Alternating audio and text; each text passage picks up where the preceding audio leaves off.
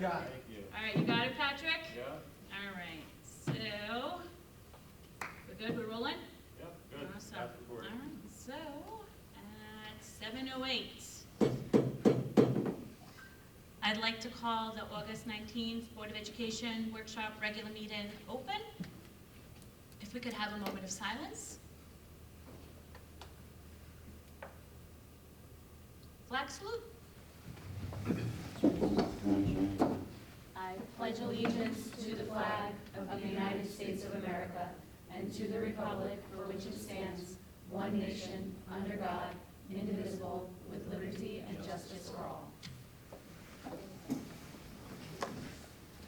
In accordance with the provisions of the Open Public Meetings Act, a public notice of this meeting has been sent to board members, all district schools, the Herald News, the Suburban Trends, the Record, the Messenger, West Milford Town Hall, the County Superintendent's Office, the Board Attorney, Cablevision of Warwick and West Milford TV 77, and posted in the Administrative Building. Copies of the board meeting calendar resolution were provided to all local media, Town Hall, Township Library, and all district schools. Roll call, please, Mrs. Bertagno, and welcome to your first official meeting. Thank you, everyone. Mr. Tovich, Here. Mrs. Dwyer, Mr. Garino, Here. Mrs. Jurgensen, Here. Mr. Lippy, Here. Mrs. Marquardt, Here. Mrs. Rotano, Here. Mrs. Van Dyke, here, and Mrs. Lockwood. Here. Superintendent's report, Dr. Kitchen. Yes, we're going to jump in, and Mr. Novak and I will go through our climate survey data.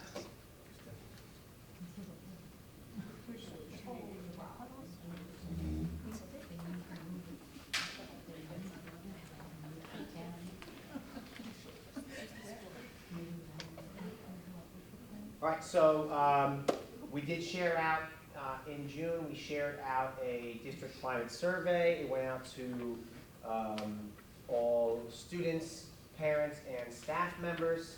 They each had the opportunity to fill it out, and the questions were slightly different for each of those individuals, and the questions focused on perspective on the district as a whole, but then also the individual building in which they were each affiliated, and we have some data on both of those things.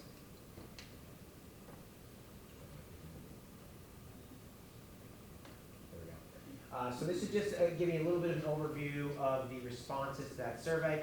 So we had 633 total responses.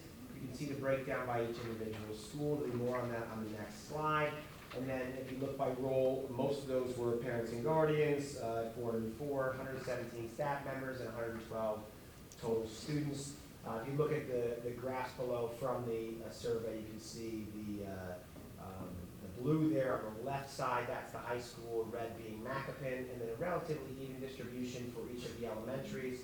The little orange sliver right there, that is Highlander Academy, and then you can see over another little sliver over this way, those are other schools, so a couple maybe out of district placements, some just didn't put what school they were affiliated with, so that's just sort of the other category.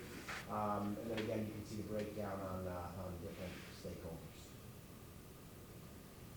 So here's a bit of a further look into each of those responses. Just to give you a bit of an idea, I should mention, board members, in your executive content, you have a breakdown of some of the responses by building. As we go through this here this evening publicly, I don't think it's appropriate for us to compare one school to another, so we're speaking more on the whole about how we've done as a district, and then it's broken down a little further by elementary strengths and weaknesses and secondary strengths and weaknesses, but we do have some further breakdown to the individual buildings, and board members, you have access to that. Just not something that I think is appropriate for us to do publicly to compare our schools to one another. But as you can see, some of the data, school by school, depending on the stakeholder group, may be a little less valuable. And what I mean by that is just that the responses are a little less. You can see that our elementary schools, you don't have a high level of student participation. That's not really surprising. They're less apt to be, checking emails and filling out surveys just based on age. But we had a great, a pretty good response, I should say, from the secondary level. Highlander Academy, we didn't have that many responses, didn't have any student responses there, unfortunately. And then I did list on the right side the total number of students at the school, just to kind of give you an idea of the ratio of responses to students. Not that that's a direct correlation, because obviously not every response at a specific school is representative of a different student, but still just gives you an idea of what sort of numbers we have for each.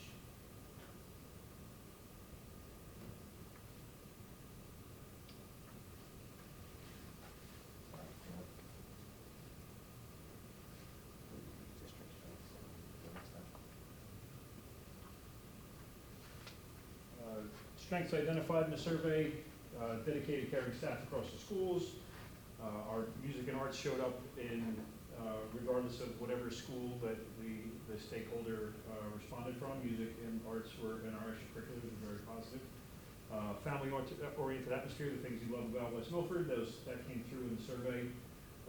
There was some feedback about, I guess, looking not just new district leadership, but a cohesive view of the district as a whole. It seems that we're all pulling the same rope. We've used that phrase in this room a few times. And emphasis on inclusion and character education. Areas of focus, I know you're going to jump in on it, but I just want to comment a little bit on, I've been around and seen quite a few district climate and culture surveys be utilized. This was the first year that we took a little bit of a different approach of what we're doing with the feedback and the meeting with the individual leaders of the departments and the schools to go through specifically, line by line, the feedback that we received, good and bad. We praise the positive and then discuss the areas for growth. We've used these surveys in the past often to fill out maybe character education applications for character.org.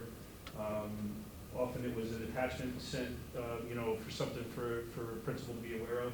But for the level of detail that we're going through the feedback for this summer to set goals for our schools as a district team, not just an individual school, you do this and focus on that, like looking at it as a team approach.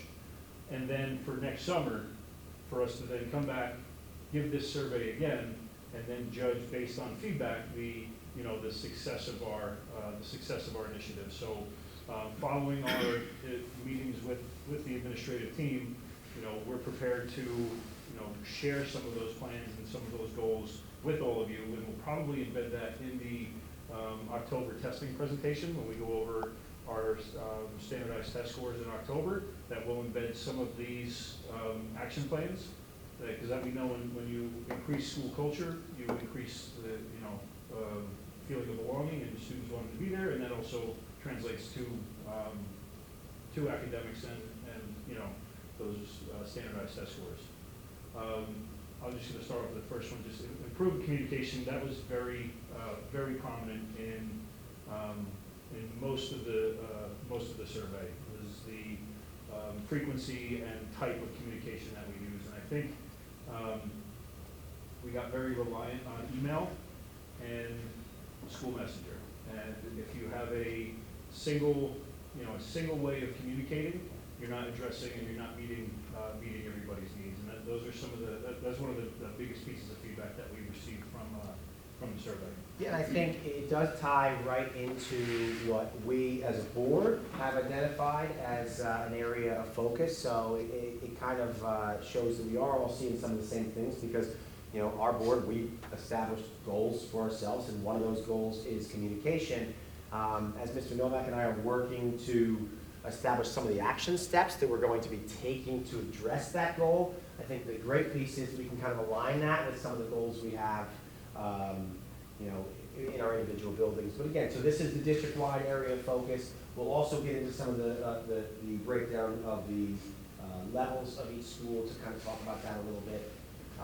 The main reason we identify these as areas of focus is because, rather than weaknesses, is because on the whole, the responses were really positive. So the a lot of the questions that were asked had a 1 through 5 rating scale, 1 being the lowest, 5 being the highest, and we saw primarily 4s and 5s in almost every area. A lot of the areas of focus are driven by the free responses of areas that we could improve on. And we felt it was really important to kind of take a deeper dive into those things and make sure that we're paying attention to them. So again, communication is a big one. We saw that show up almost across the board with maybe 1 or 2 exceptions at different buildings. The bullying prevention and discipline enforcement. So our bullying numbers this year were really pretty good for the size of the school. Our incidents were down. I know that as a board, and the public wouldn't necessarily know this, but I know as a board, we were concerned with the percentage of our bullying incidents that had racial undertones to them. So that's obviously a concern that we'd like to address. That did come up a couple times in some individual survey responses. So even though I think we're doing a pretty good job of limiting bullying incidents, I also think it's important that should always be a focus. Because it doesn't matter if it's a problem for one kid, it can change that whole kid's life. So I think it's important that it's still a focus. Support and resources for special education students and IEP implementation. Again, we just went through our special education audit and we identified some of those things ourselves. So it's nice to see that again our view of ourselves, our self-assessment as a board and as a district does align with what we're seeing from the community. Facilities and safety measures did come up in a few places, and professional development opportunities for staff.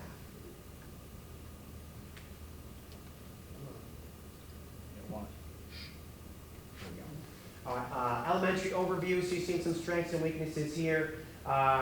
Strong community feel at our elementary schools, and I think that's really great, and I think I don't think that's surprising to anybody that that's a strength, because the reality is that in a district as large geographically as ours, those community connections, I think are most strong at the individual elementary schools, so that's not surprising there. Caring approach for staff and administration at our buildings. Again, when it says administration at this level, we're talking buildings, so those are your principals, not us. Extracurricular offerings and enrichments are great. But again, just the overall climate at those schools is something that is really positive. We are seeing behavior management and bullying come up here as well. Again, I don't look at it as a weakness. I do think it is always important that be a focus. Kids make poor choices sometimes. It's our job to help them navigate that, so that's important. Communication, as you can see, specifically related to academic progress. So I think again, speaking to what Dan was saying about the way that we communicate some of these things, and I know some of you have heard me talk before about information being like apples on a tree. Everybody likes eating apples. Nobody wants to climb the tree. It's our job to make sure we're bringing them the apples. So I think when it comes to how your child is doing, yes, all that information might be in our student information system. You can check it in the parent portal. But if we're continuing to put information in the parent portal, or we're continuing to send emails, but not seeing changes in student behavior when they're not turning in homework, and there may be some other ways we need to work on that communication. So that'll be tied into some of our goals for this year. Some concerns shared about class sizes. I think that does tie a little bit to our budgetary constraints, as we've seen class sizes go up a little bit at the elementary level, just based on budgetary needs. And then playground safety and facility upgrades came up as well.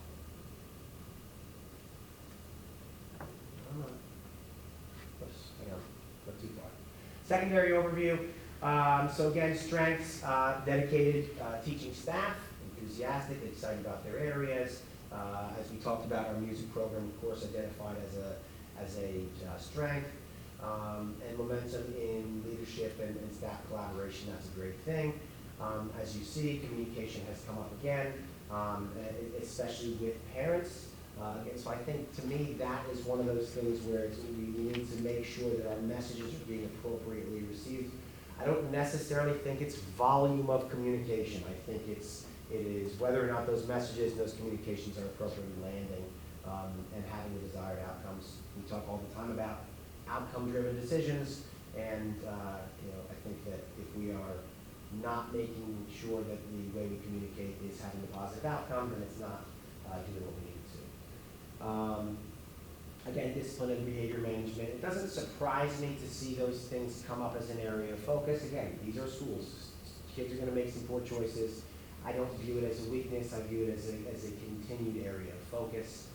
And then support for students with special needs and IEPs. Again, we have identified that ourselves because there are things we want to do better through that, in aligning ourselves with the audit that we just went through. Academic rigor did come up as well, and then again, bullying and mental health. And I know that that the board collectively we've had conversations about that here publicly. We've had conversations about that at the committee level. So again, looking forward to bringing in insight we just approved last month to help support some of those mental health needs. But happy to see we are already taking some steps for the areas that the community is identifying and stakeholders are identifying as weaknesses. All right, so just kind of going over the next steps. Dan spoke about this first one a little bit already, but we have been reviewing this data with individual principals. So just like I don't want to discuss publicly comparisons between schools on data, not that there's some major differences between them. We've seen some consistent themes, but we also felt it most appropriate as we sit down with our principals. We did not discuss this with our admin team as a whole. We discussed this with the individual principals based on their specific buildings and some of the areas of focus. And I think that giving them that information is really helpful. All week long this week, we're about halfway through doing them. We've been meeting individually with our admin for setting goals related to feedback in our evaluations of them, but also bringing this data into that. So, letting the climate survey also drive goal setting for this year is really helpful. We want to prioritize targeted improvements in our communication, also in our discipline, professional development opportunities. I know that's kind of Dan's wheelhouse, and he does a great job of trying to find opportunities to share different opportunities with our staff members to get them the supports they need for the different academic programs we're bringing in, but also even just broader needs. And we do have some opportunities through some of our grant funding and title funding to do some new and exciting things this year. That maybe this isn't the most appropriate forum, but I'm sure that Mr. Novak can be sharing some other things with you about some of the staff development that we'll be doing. Resources for special education and technology, and again, continue to build on the arts, engage our stakeholders. But we are working again towards addressing some of those areas of concern that we are discussing with all of you. Mr. Novak, anything else to add? Any questions from anybody on any of the things related to this survey? Again, you do have a little more detailed breakdown as board members for the individual schools. For the public, we want to keep it. I have a question about your key focus on class sizes. So is that something you're going to be focusing on this academic year to change for next academic year? Well, so what we try to do with class sizes is make sure we do the best we can to keep them appropriately balanced, right? So a focus on class sizes doesn't necessarily mean making direct changes to the sections that we have. It's making sure that when we're budgeting and we have these conversations, we know what our needs are. We try to evaluate incoming demographics. We use demographic data to determine what we're expecting. We work with special education to make sure we know what kids are getting pulled out for different things, so we know how many kids are going to be in a classroom at a given time. So it's really more about just making sure we're doing everything we can to identify the areas where classes could be larger, more so than it is to make direct changes to sections for this year. Does that make sense? Okay, so we're going to evaluate it during this year for next year, right? That's the key focus? Correct. Well, okay. and we continue to evaluate it. It's not like something we haven't been, I think we've done a pretty good job. This is based on feedback from this past school year Right. on concerns that people may have. I think that we've really tried to make sure that we've had those conversations, and I know that at the committee level, we've had the conversation in multiple months, we've had the conversation at the committee level about class sizes and trying to make sure we're appropriately allocating our resources based on how much money do we have, how many sections can we afford, how do we break down those sections, and if we have to make a change to the number of sections in a building, we make sure we're doing it appropriately based on what's going to be fair and equitable. Because I think that, to me, and you would all know this better than me because you've been in this district longer than I have, but I think the consistency with addressing class sizes maybe hasn't always been there from one building to the next, and I think that was something we really tried to focus on in our planning and budgeting process for this year. Okay, thanks.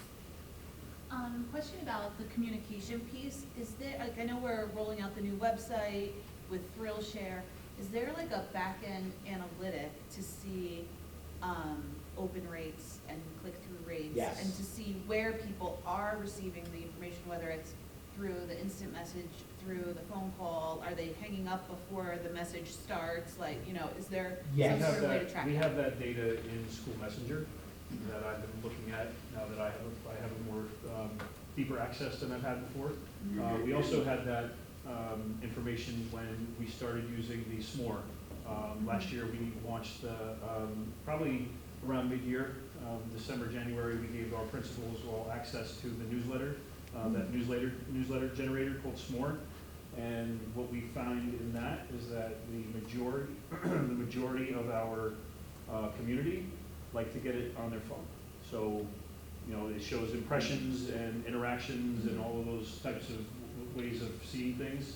When you can put something in a text, whether it's a link to a newsletter, a flyer for an event, when the text has a link, that's being accessed more frequently. So we've used that. I tried to have that conversation last year with our admin team, knowing that we were seeing that trend, and then that's been a part of our discussion, as I mentioned earlier, too reliant on the email. Nobody reads the email. That was one of the least seen interactions was reading the email.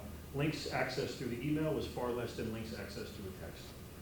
So I've been asking our administrators when we're using School Messenger, if there's a flyer, if there's a website, if there's a registration form, that they include that link in the text message, because that's how people grab it. And when I would send out the information for registering for like summer reading or the STEM camp, there was always a link in there. I know I've seen a number of our administrators start to add the link, and they're starting to see more interactions with that. So that's long-winded answer to Yeah. yes.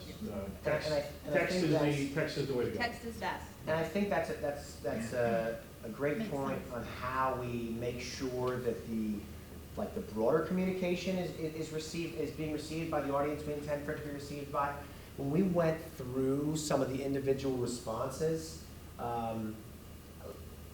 there was concerns about communication across the board, but I think as I looked at the data, and it's a little hard to piece this out and quantify, but it seemed to me like the most common concern for communication was about individuals, right? So it was more about like, oh, the student is struggling, or And they want to hear from the teacher. they want. So I think that is more. Is also a big focus. So obviously, we're trying to make sure that our building-wide and district-wide communication is being handled appropriately, but we also want to make sure that we go on the micro scale and make sure that the classroom communication is being communicated as best it can be, utilizing the data we see from how people best like to receive information. Just from an information gathering standpoint, we've been investigating different tools that coincide with our student information systems and our parent portals, and while this is still kind of a far-off conversation, we've been looking at all the things that go along with that, and in some cases there are some tools that allow communication to exist through the parent portal that is more similar to receiving text messages or push notifications on those things. that are things that as we sort of evaluate what tools are going to best support our district going forward, those are factored into the conversation. I know I'm speaking really broadly right now, but it's because it's too early to speak any more specifically than that. But I do think there are ways to make sure that individual correspondence is also able to be tracked for. That was the message that we shared in our meetings, is that if you email's white noise. If you're a student, you're receiving 25 notifications from Google Classroom that there's been an assignment or there's a grade or that sort of thing, and then there's the occasional embedded email from the teacher who, after third period, says, "Oh, come and see me before the end of the day." The student, for the most part, isn't seeing that. We do have those students who are looking for those, and that we've been talking, because we are looking for this school year, the removal of the cell phone as a immediate access tool for students. So if students are used to getting, if email is the only form of communication that they're being engaged in, now we're removing that device that they would be sitting on in their lunch, in their study hall, at the end of the class before the bell rings. If they are checking their email for that information, we're now removing that one step further. And not every classroom is sitting on a Chromebook all day. So the type of communication away from email is I think we believe is crucial to that next step. Communication of progress, and I don't know if it's all on there, we're in the middle of adding all of our mid-marking period dates and end of marking period dates to the district website calendar. We haven't had that on there. That's not just a placeholder for parents to be ready to start asking questions or to receive information, but it's also available for our staff, because with our administrative team, we set the expectation that there should be communication mid-marking period, caring concern phone calls, caring concern communications, if a student is showing signs of a possible academic issue. So I think through a number of these different types of structures that we'll have a better process. I would also say one of the most encouraging pieces to this is that typically that climate survey is just identifying the areas of concern, and then from there you figure out where you go with it. What we were encouraged by is that we've kind of already plugged into some of those things. Right? We've kind of already been trying to address them because we've identified them ourselves. So we're not just here saying, hey, these are the areas we need to improve. We're saying these are the areas we need to improve, but also we are actively already trying to improve in those ways. So I think that's kind of exciting and encouraging for us to know that our efforts are focused in the right direction. I was excited to hear about the meetings that you're having with the different administrators. I think it's really important that in those meetings you're giving them your expectations for their building, and they're being told exactly what's expected. And the follow-up with that is going to happen throughout the year? So yes, so these goal-setting meetings are to discuss what it is we're trying to accomplish from anybody's individual seat, and then obviously as the year goes on through our evaluation process, that's the ruler we're using to measure them by, is how we're progressing towards those goals. What I do want to say, though, I think it's important to note that while we appreciate the credit for sitting with them and setting expectations, the meetings have been tremendously productive, and I think a huge reason for that is the buy-in we've gotten from the administrators themselves. I've been so encouraged by the meetings we've been having this week, because they're really excited to kind of actually have real conversations about ways to improve. So our principals and supervisors have really come into the meetings that we've had so far, and I anticipate the same will be true in the next few days, really prepared for these discussions and really excited about kind of being drivers of future success. So thank you for the credit, but the Well, I kind administrators of like also the deserve idea the that credit. the information's not going into a black hole. Yeah. And it's like, Yeah. well, we got this time to study, but Yeah. we're not And we're doing gonna do it anything again with next it. I summer mean, and see how this we way, change. that the staff knows that that the input, and that the stakeholders all know that we're looking to address those. For sure. But I want to make sure I give credit where it's due. The information has been very well received by our administrators as well. Just real quick, not to not allow us all to pat ourselves on the back a little bit, but my company concerns, it's been a little while since I've taken a survey and statistics course. My concern is confirmation bias on this. Are we waiting where the responses are coming from, whether it's student, teachers, or parents? Because my feeling would be, if I'm a parent who's having communication issues, I want to see what you're going to say about communication issues, but with this percentage of responses, it is, what, rough numbers from what I saw, probably somewhere around 10% response. So do we have any thoughts on how we can juice those numbers next year to get more respondents? And, Yeah, I mean, and also, do we weigh where the responses are coming from? If it's coming from staff members and they want to tell you how great your school is, that's wonderful. But we don't want to weigh that against a parent who thinks the school is missing something. yeah, so I think a couple things. One, we had this conversation at committee level, I think last month we talked about it, and our goal is to get this survey out earlier next year. We were still creating the survey this year because it was a new survey. It was different than the survey that's gone out previously, and I think the past few years there hasn't been a survey. So, we wanted one district-wide, right? A couple of buildings put out their own thing, but like we wanted something that gave us a little more comprehensive data. So, I think In the past, we've offered students the opportunity to fill it out during the school day.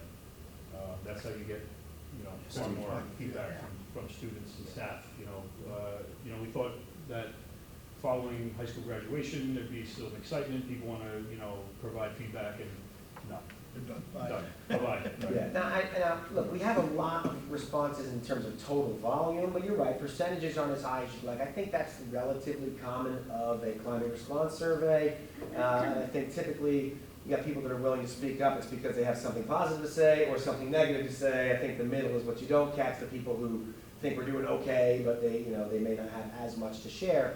But we want to try to get as many voices as we can. So I think sharing it out a little earlier would be helpful. We've talked about our improved communication tools. I think utilizing those to get the message out would probably be helpful. As far as bias for the different stakeholders, it's part of the reason why in the more detailed breakdown of individual schools, when we sit down with our administrators, we're going through that breakdown. Again, board members, you can see that information in your exec content.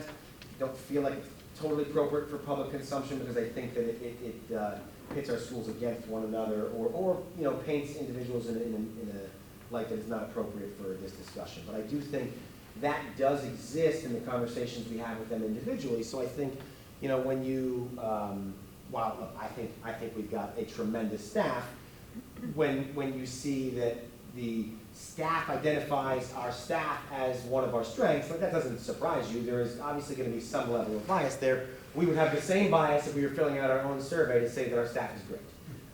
That's why we employ them. That's why we love to work with them. So I think those things are easier to kind of, like you can see some of the biases that exist when you look at the breakdown and where the information is coming from. And even as we've talked to our principals and supervisors about the data that's come through, we say, look, we want you to have all of the information that was shared, but in terms of what your sort of key takeaways are, that might be based on who's providing the feedback. Because if you're getting the feedback from a group that we need to improve in a certain area and you wouldn't have normally expected it coming out of that group, well then you might take that to be a little more valuable as you're trying to address goals and action steps to address it.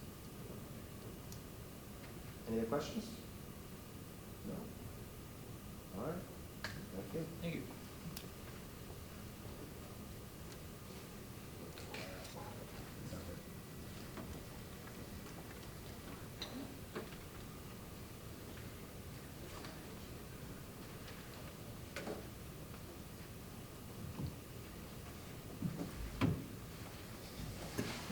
All right, and in continuing my report, I've got one more item on there.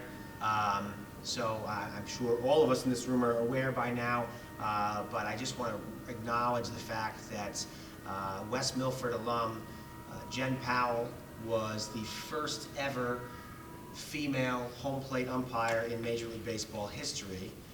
That's really unbelievably exciting. This is someone who's going to forever be in the Cooperstown Hall of Fame and she's got an affiliation with our district here. Super, super exciting. But one of the things that I want to acknowledge related to that congratulations to her is the fact that, these decisions, especially for someone that's coming up out of the minor league system to fill in for a game, they usually happen on short notice. So as you may or may not be aware, this was something that came up, not this past week, it was the week prior, on a Wednesday, that we were notified that this was something that was happening on Sunday. It is worth noting, I was in Ohio when this happened and had absolutely zero to do with the unbelievable amount of planning that went into this event. But Mr. Novak deserves an unbelievable amount of credit. This was his brainchild. He came up with the idea, and in like 3 days, he worked with Mr. Trentacosta, who put a ton of effort into it. They worked so much, and I'm just, from afar receiving messages about what's going on, and was super excited to be a part of it. I was able to get back from Ohio for the event, but they did an amazing job in putting this together in such a short time. We had a bunch of different clubs and organizations that were willing to partner with us, and I'll give a shout out to one that's here. I know the HEF, I believe, wrote a check to help sponsor the event as well, so thank you to the HEF. But again, I think it's really important to recognize, the CBS News was there, interviewed a bunch of us. Apparently my interview was not good enough to make the cut, but Enough camera time. that's okay. Like I said, I really didn't deserve to be on the news because I wasn't part of the planning. I think, I just think it could not be overstated the amount of effort that went into this event. Mr. Glenn put a ton of effort into making sure the permits got in there. So a lot went into this. Dan, I don't know if you want to speak more about who else was involved, but I just want to make sure that the credit gets shared where it's due, because a lot of time went into this. It's hard to name everyone who was involved. I mean, it was a true community effort. The board, the HEF, the Athletic Hall of Fame, the community, the booster clubs, the coaches. Like when you were in that parking lot, it didn't look like the middle of, like early August. It looked Sunday afternoon. It looked like, early October, with the parking lot. It looked like a homecoming game kind of thing. So it was great. We had a great turnout in the auditorium. Our technology staff, our custodian staff, everybody just kind of pitched in. There wasn't a single person who was like, I don't work that day. It was a Sunday in August, and we had a full house. So it was really, really fun to see. So again, thank you for the acknowledgement. But I mean, it was truly it only happens with a team. That's the only way these great events happen. So kudos to Mr. Trentacosta, and his talking about communication. His text thumbs were flying with all the communication. I mean, we had.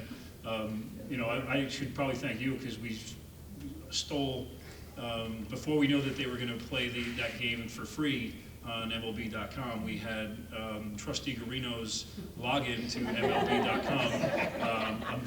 Luckily, we're not live streaming tonight. We can edit that. Right. So that was kind of the brainstorming initially. It's like, well, how do we show the game? And then I wanted to win an Emmy.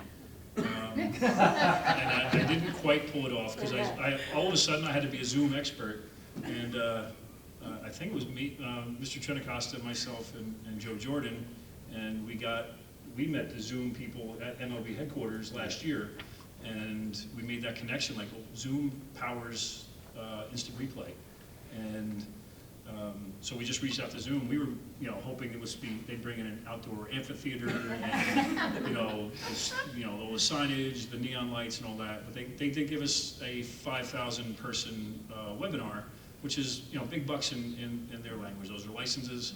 And that's the part I didn't mention yet, is that we had on the digital side of it, we set up that Zoom broadcast where I'm going blank. Logan. Lombardi. Yes. Brian, was it Ryan or Brian Lombardi was the host, and he had former players, coaches, people who knew Jen from her life growing up, and we kind of like reproduced something called Manningcast, if you're familiar with it, like during Monday Night Football game, where They talk over it, and so a lot of the public haven't seen that. The people who were there that day didn't see that. That's going to be part of the highlight film that we release, and Mr. Trenicasa's got a couple other big ideas planned for the future with Jen's involvement here in West Milford. She embraces where she came from. Sometimes you get famous people from West Milford who aren't always engaged with us, but Jen was like all in. This is where I learned how to be who I am and that sort of thing. So it was really really exciting. So at Zoom broadcast, we had the simulcast of the game, we had the camera angle of the watch party, and then we had all the special guests being interviewed. And the interesting moment during that, one of the people who was being interviewed, John Fink, who was her soccer coach, caught the foul ball That was so crazy. during the game. I don't even still believe Only it. John. It is wild. And yeah, it was really cool, really cool moment. So we'll share that. That'll go Our out. horse for- It's for- John. Well, that's what I called him Sorry. because CBS wanted to talk to him particularly, and I made a joke with him that I'm here with CBS. They have somebody in the crowd that said you had that ball in your pocket, and made a whole thing. But he didn't like hearing that. Yes. But it was great. It was a real good West Milford hometown event. Like I said, Sunday in August. We feel like the school year is already in full swing. Our connection at Zoom, we thought we had a bigger in than we really did. The couple hundred people at this AI symposium that we went to, and the top dog that was at that event from Zoom, for whatever reason, took an interest in sitting down with Dan and I, ate lunch with us, is chatting with us. So we're like, oh, we can pull off anything with these guys. Turns out we don't have as much pull as many people. I didn't get the amphitheater. But He worked in the mailroom. He was a bigwig, but apparently not. I was thinking American Idol. They have that big outdoor watch party, or Stanley Cup Finals. I wanted that. But we did our own. It was great. Well, so my contribution to this, I want full credit for the fact that when Dan sent me a text and said this is happening, I said awesome. And that, like I said, these guys did an amazing job. Recognition for Dr. Kitchen for giving us thumbs up. He got the I was on a boat that day award. So that is my report, respectfully submitted. Thank you, Dr. Kitchen. And Mr. Novak, Assistant Superintendent's report. All right. So along the lines of communication, as we went over in the climate and culture survey, tomorrow there's going to be a school messenger that comes out to everyone announcing the opening of our parent portal. It's always a parent and student portal. It's always an exciting part of the year where middle school and high school students get their schedule, elementary students find out who their homeroom teacher is, and all the fun that goes along with that. One thing that I'm going to include in the message, the reason I'm announcing the opening of the portal rather than just announcing it that day, is that I want to give advance notice for families to know that they're going to be reviewing our code of conduct, our harassment, intimidation, bullying policy, our parent Chromebook compact agreement, offered the insurance for our Chromebooks, which just came in today, all of our new ones. We're going to have the new devices in the people's hands we're supposed to have them on the first day of school. I was very excited about that. And our Highlander Tech team, big part of making all of these things happen this summer. And we're also showing the updated free and reduced lunch application. So that's a crucial component for West Milford. As part of the presentation we just did on the climate and culture, we talked about funding sources. A major source of funds is through our entitlement grants through the SEA this year, and we are accepting the funds on this agenda. Right. So we had, I expressed to the board and to our administrators that we had good news and we had bad news. The good news is that we got a large boost in our Title I allowance this year. However, we have fewer schools that we're allowed to use it in because of the qualifications weren't met for free and reduced lunch applications in some of our schools. So we had schools last year who didn't qualify, so they had a grandfathered year. This year, again, they didn't qualify, which means that we had the inability to use those targeted assistance funds. So we have more money and less places to use it. So that, again, is why it's going to be crucial for families to fill it out, whether you think you qualify or not. You never know what the threshold will be. If you have any question at all that you could potentially qualify for that, you should fill out the application and then see if we qualify, because those applications, qualifying applications translate directly to access to increased programming in your child's school. Whether it's through basic skills support, after-school clubs, family literacy nights, so all the things we do with those grant funds. So again, that's going to be something that parents are going to have to see before they get to see who their child's teacher is or their middle school or high school schedule. I will share all of those forms tomorrow so that parents can fill those out in advance, so that when they get to the day that the portal opens, they can click through quickly and then get to the thing that they really want to see first, which is the bus pass and the schedule. So that's coming out tomorrow, and then the portal is going to open at 9 a.m. on Friday morning, August 22nd. Don't we use free and reduced lunch for other things as well? For people who qualify?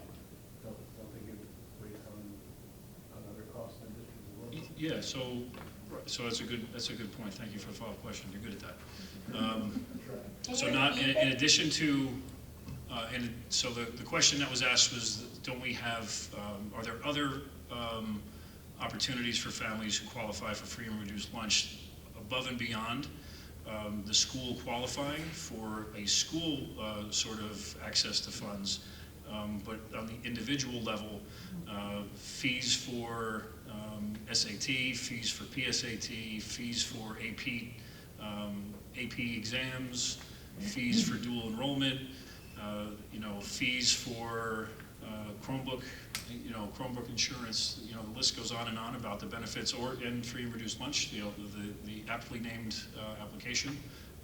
So there are significant benefits to families directly that aren't just for the global, benefit of the school, but for, direct impact on the individual families too. So thank you for that question.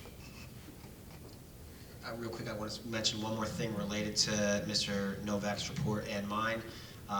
One thing that we are discussing for going forward on our agenda is, rather than having a superintendent's report, assistant superintendent's report, we're talking about creating a district admin report.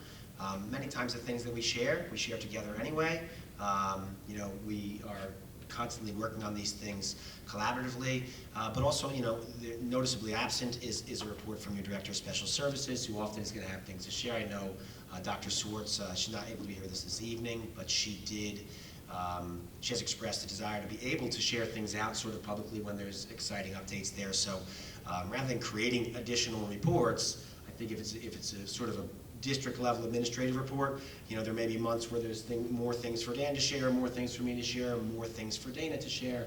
But I think our goal would be to sort of combine that, to say that a lot of times we're sort of tag teaming these conversations anyway. So our anticipation is that something that we'll shift towards, but I wanted to make sure I got a chance to mention it to the board collectively, in case anybody had any questions, comments, concerns. But just something worth mentioning that you might see next month is that as a combined report, so you can hear from any one of us.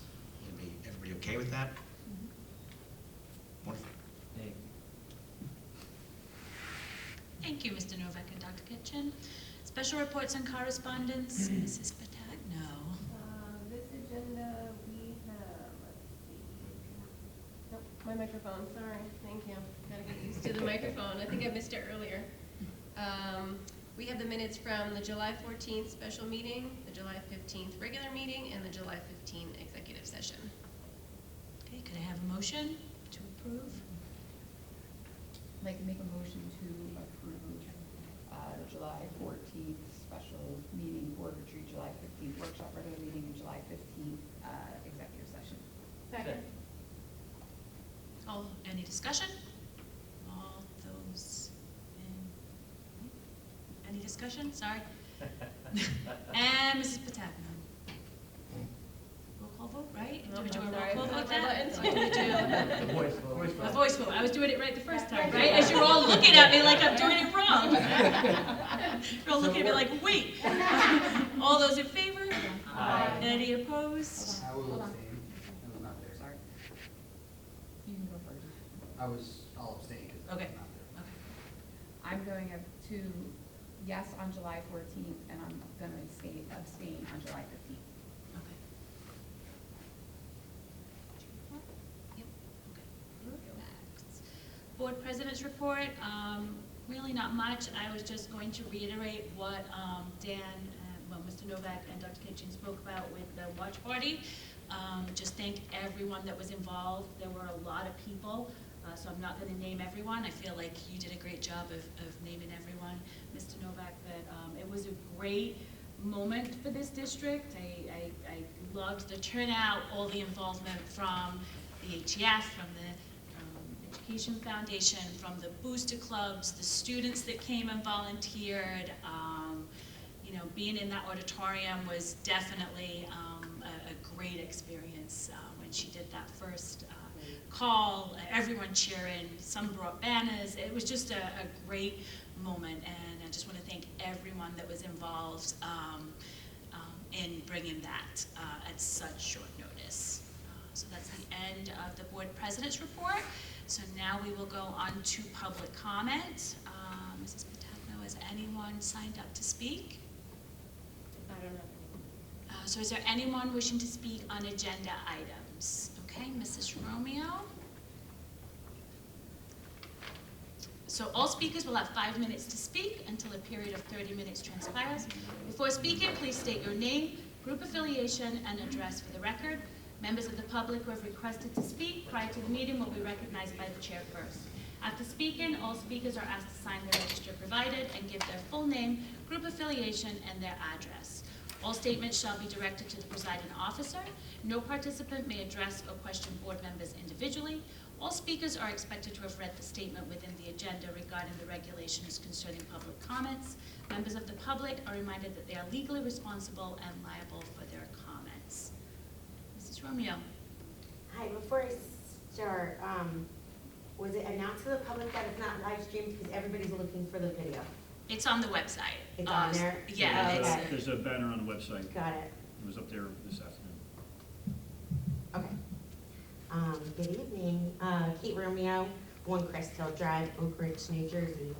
I could count this as an agenda item in a few different places, but thank you, Mr. Lippy, for your last question, because it just made it very clear to talk about AP classes and AP exams.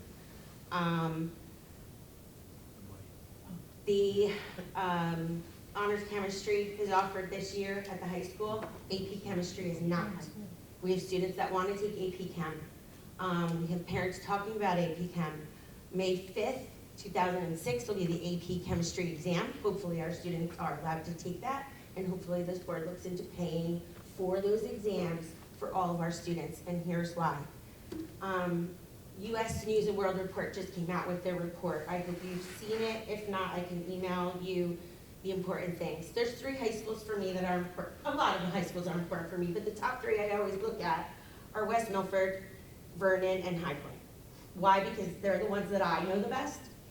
And I want to read this to you right off of U.S. News and World Report, and Patch.com used some of this stuff. This is on Patch.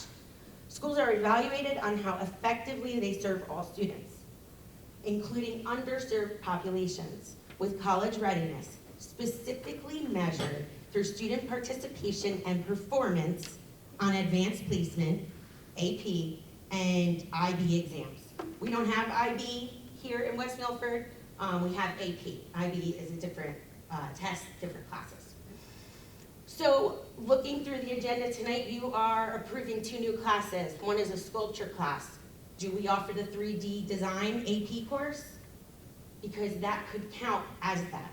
Other schools take their sculpture class, they may get the AP class. We have honors chem, I already gave you that example. Other schools have gotten rid of honors chem, they have AP chem. It's the same curriculum, but then those students are then right into the exam rather than have to request it's a lot easier for our staff and for our students. I don't know why we're not doing this. And I look at every single person in this room. It's really not the job of anyone at this table. You know, I've worked in buildings where the superintendent told the principal, this is what I want, and it gets done. You know, and why are those AP classes not getting put on our high school schedule? We've talked about it for years. Another one is there's 2 ELA AP courses. Why are they not on it? You know, I'm not 100% sure which AP courses we are offering in West Milford this year, but the scores could not be any more clear how much it matters. And I'm just gonna tell you about one score. High Point, college readiness, they are 34.3. Ronan, college readiness, 23.9. Has anyone seen the West Milford score? No, but I'd love to know it. 19.3. 19.3. We are just as good, if not a better high school than both of those. We can do so much better. We have to just do it. Please, we can have our number higher than them.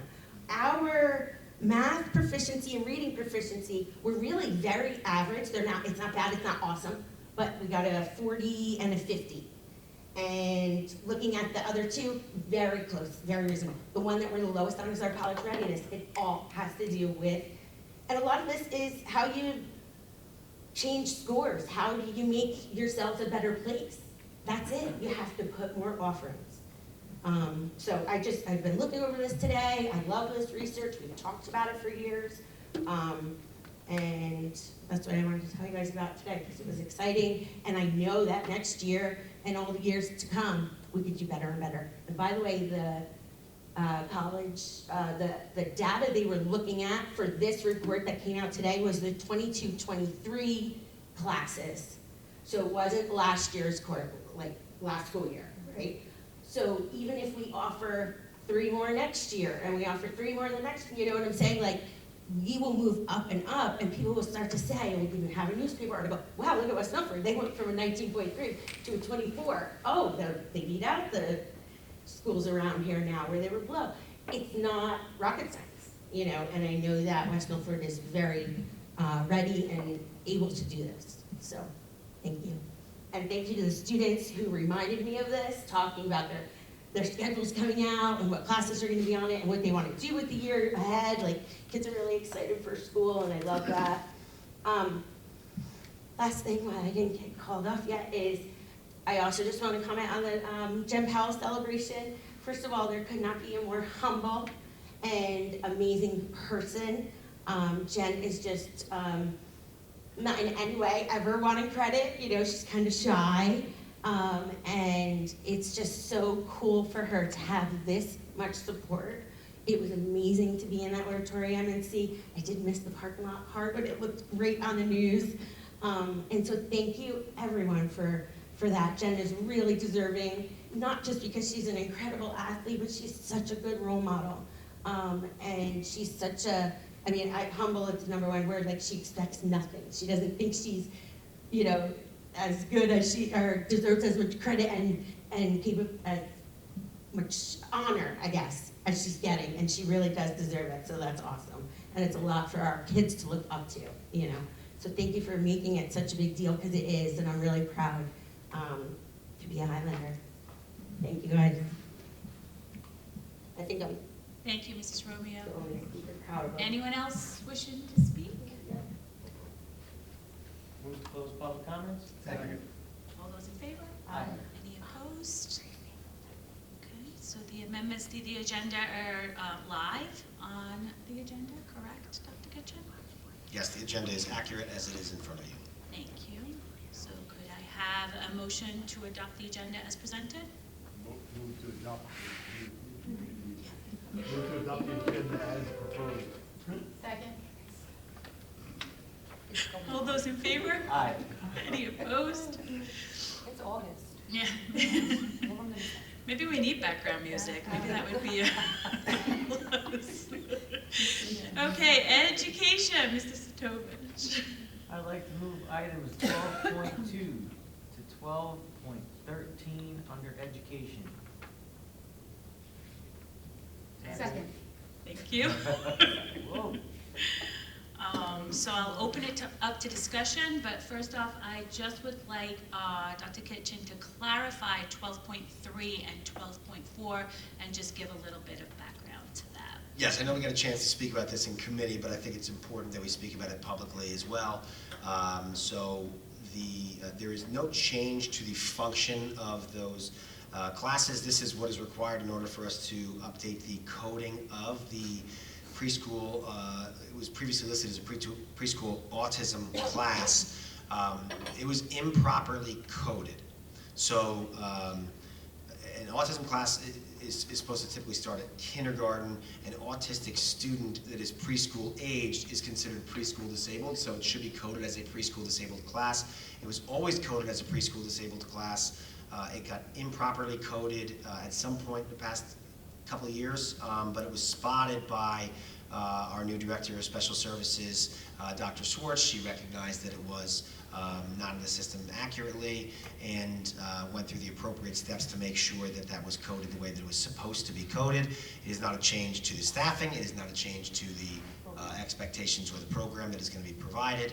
The only formal difference, which I know could be concerning to someone, is technically a preschool disabled class is allowed to go up to a higher number. The change isn't in anticipation of raising the number of students that we are allowing in there. It is just a change to making sure it is coded properly for what we are putting forward curriculumly. So, any questions about that? I know we at the board has talked about it, but I just want to make sure we got a chance to sort of share what that was, because a few questions have come through about why that is being changed. Thank you, Dr. Kitchen. Any other discussion on any items? Mrs. Rocano. On 1213, two students are going to Sussex County Technical Institute, and I'm just curious, is that just a specialized program that they're going to for a tech or vocational situation that So Passaic County that one. doesn't have? Or? So initially, I know the one student was approved to go in middle school, and then because Passaic County didn't have the room in the specialization that he wanted, and this started, I think, with Mrs. Francisca.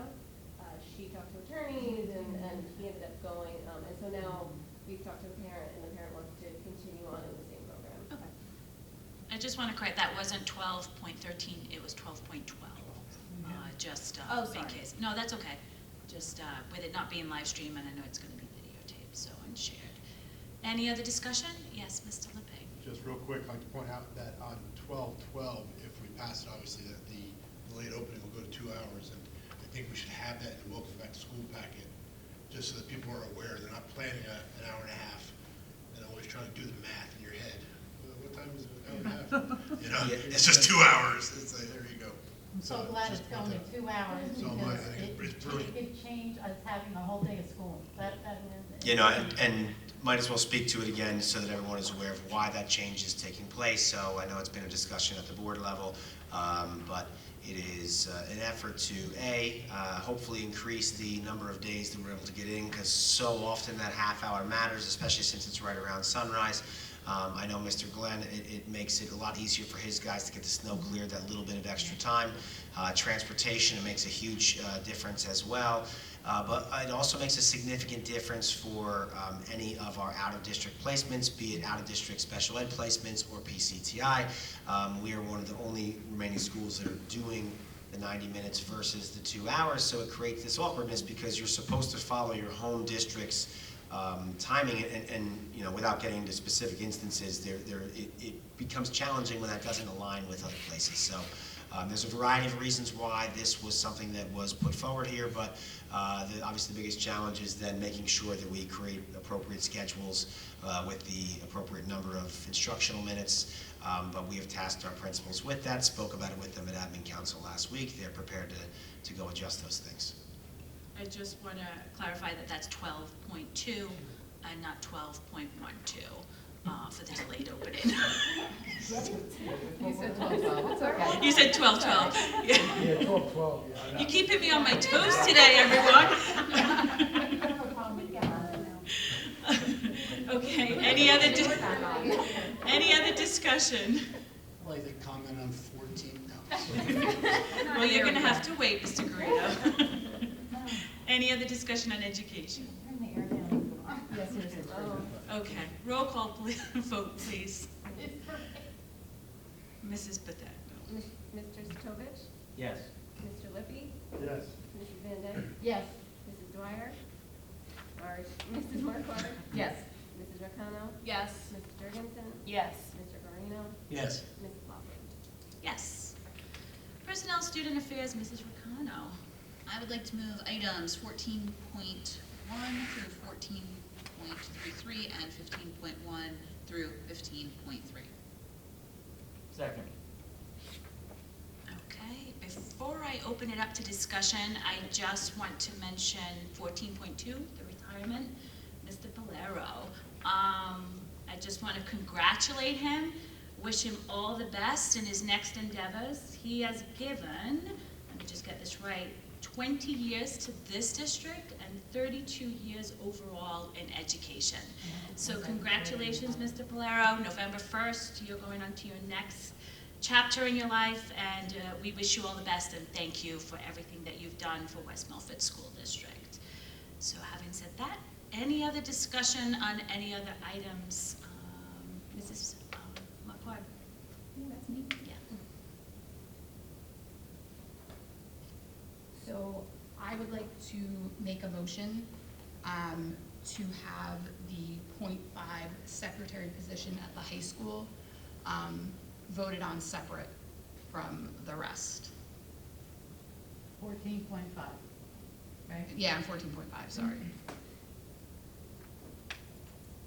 Okay, so I have a motion to separate the position on 14.5, which is, hold on, I'm just gonna pull it up, for the .5 secretary at the high school. I would need a second. Second? Okay, and all those in favor? Aye. Any opposed? So I guess we would put that as 14.5A, because I'm assuming with board docs that we're gonna have to give it, with it being a motion. We've never done this before on board docs, so. Mrs. Pategno, I'm assuming if we make it 14.5A, so that it's still under 14.5A, but it's separate? I'm gonna put it. So it'll be two votes. You know, Yeah, so first of all, we'll do all the other votes without that on there, and then we'll do 14.5A separate. I think that's appropriate. I'll give you a I'm just second. trying to see if I could save it Okay. or insert somewhere. Any other discussion on any other items first? We'll do that one separate. Happy to see 4 new bus drivers on the agenda. Yeah. Right. That is a great thing. Also, kudos to the administration for filling as many positions as they have before school starts. I always love to see the big list in the August meeting. Or I can add it in here. Any other discussion on anything else? Can you make a note? I would definitely make a note. I think I would have to come out of what the MPC to do it in the It agenda. can be taken care of in the minutes. Yeah. So we're right now going to vote on 14.2 through 14.33, including the hand carry 15.2 with the .5 secretary taken out, and that will now be 14.5A that we'll vote on next, just to make it clear. So we're not voting on that one currently. Okay, so any other discussion on the other items? Seeing none. When you're ready, Mrs. Patagno, we'll do the roll call vote on those. Mr. Sotovich? Yes. Mr. Guarino? Yes, with the recommended abstentions. Mrs. Jurgensen? Yes. Mr. Lippy? Yes. Mrs. Marquardt? No on 14.13, abstain on 14.16, and yes on the rest. Mrs. O'Connell? Yes. Mrs. Van Dyke? Yes, except for recommended abstentions. And Mrs. Lockwood? So I'm going to abstain on 14.6 and yes to everything else. Okay, so now I need a motion to move 14.5A. I make a motion to remove 14.5A. Second. Okay. Any discussion?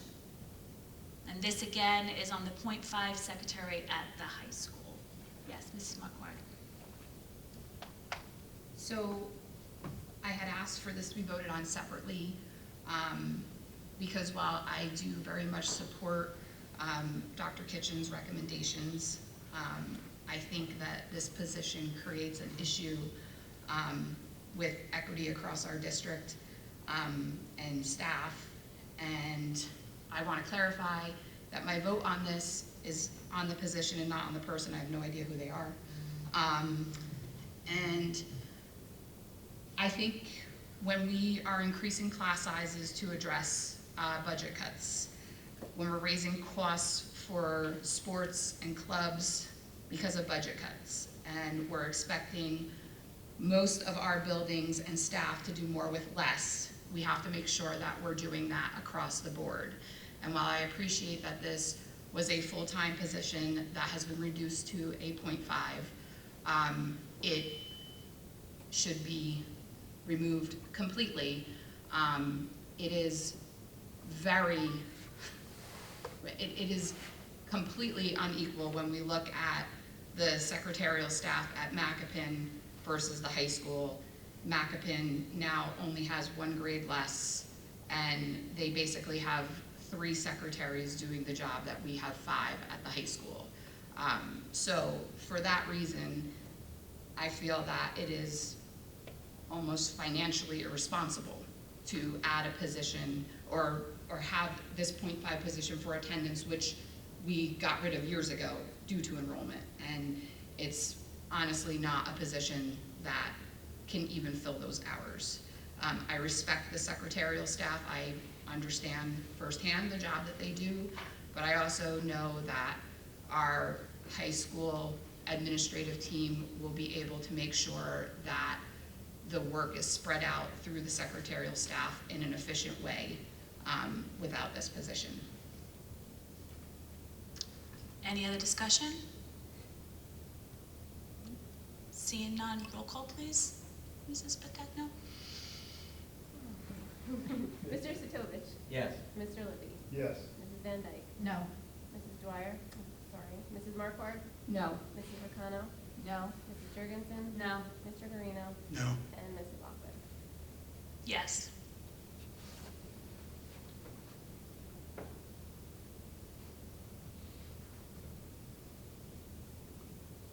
Okay, and Operations and Finance, Mr. LeBay.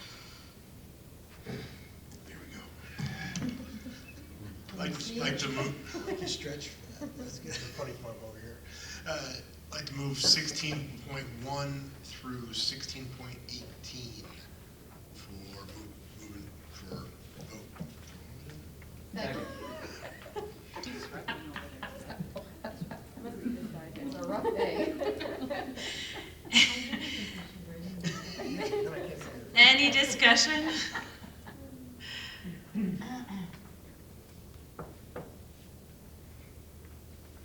Seeing no discussion, roll call please. Mr. Sotovich? Yes. Mr. Guarino? Yes, with the recommended abstentions.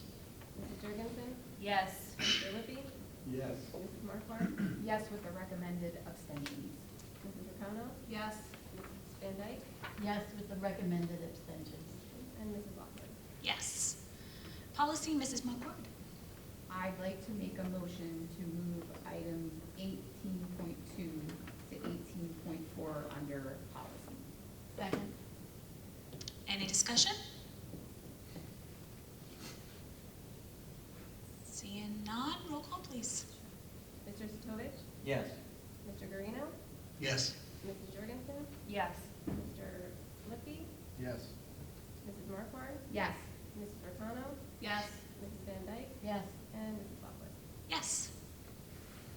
Okay, committee reports, liaisons, I know they're up there. Is anyone needing to add anything to what is up there? Okay, so we'll move on to old business. Any old business? Motion to move close old business? Second. Thank you for reading. You want to put his glasses on? All those in favor? Aye. Any opposed? New business. Any new business? I'd like to make a motion to close new business. Second. All those in favor? Aye. Any opposed? And we are on to public comments. Anyone wishing to speak? In the second public comment, which could be on anything. Come on. There's a big typo on I'd like to make a motion to close public comment. Second. All those in favor? Aye. Any opposed? Okay, we have no need for an executive session today, so